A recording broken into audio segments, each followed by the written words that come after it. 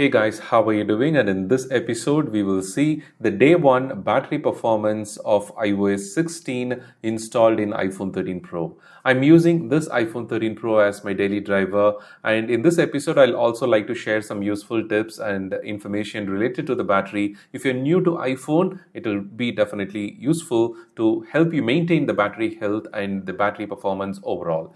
So when it comes to the battery health, my iPhone is maintaining the same 98% as it was while running the iOS 15.6.1.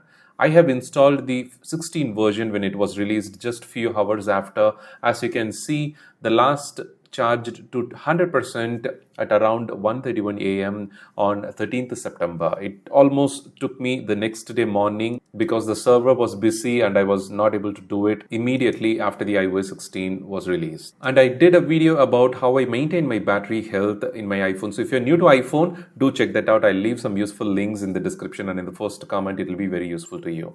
And coming back to the topic, the battery level, as you can see, after removing from the charge around 1:31 a.m., the idle battery time from the activity section, you can see. After that, I went to bed, and in the morning around 7 o'clock, I started using the phone again frequently, and the idle battery time over the night from 1 to 7 is very good actually. If there are any issues in the software, then you will obviously see a rapid battery drain over the night. So in this case, overnight battery drain is kind of good, and from the morning it started to fall because my usage below the activity graph shows that my usage was continuous. Also, one more important thing that you should understand is whenever you update the software, it takes some time to learn your usage pattern, and for the first 2 to 3 days the battery performance cannot be measured exactly, but you can continue using the phone, and over the period you will see some improvements in your battery as well. So from the activity by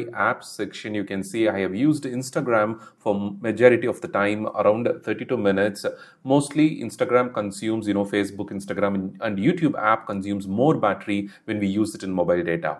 If you use Wi-Fi, the battery consumption will be slightly different. Like for 5 minutes video watching, it normally takes like 1 or 2% extra in mobile data. So with all these video content viewing in my iPhone, during that day, the battery graph steadily, goes down, and right now it is around 11:30 p.m. The battery charge left is 30%, like 29%, which is close to 30% when I was starting to record this video. So personally, I don't see big difference compared to the 15.6.1 after installing the iOS 16 version, but I hope there will be some improvements over the next upcoming days, and after a week or two, I will again do some review based on my observation. Whether there are any improvements or not, I'll share with you in that episode. And one more useful tip that you can follow is like always use a good coverage, a signal coverage providing network that is providing in your area. That is very, very important. Overnight battery drain, or whenever you use internet or mobile data, especially if the signal bars are less, then your battery drain will be faster. So try to get a good SIM network service provider that has a good coverage in your area. That will definitely help you to get a good battery performance and helps you to not search for the power port or to travel with the charger and the cable all the time. If your iOS 16 experience is bad in terms of battery, do perform all settings reset once, and that can possibly help if there is any software settings related issues present. So do share your thoughts in the comments, and if you find it useful, you know what to do. Thank you and have a wonderful day.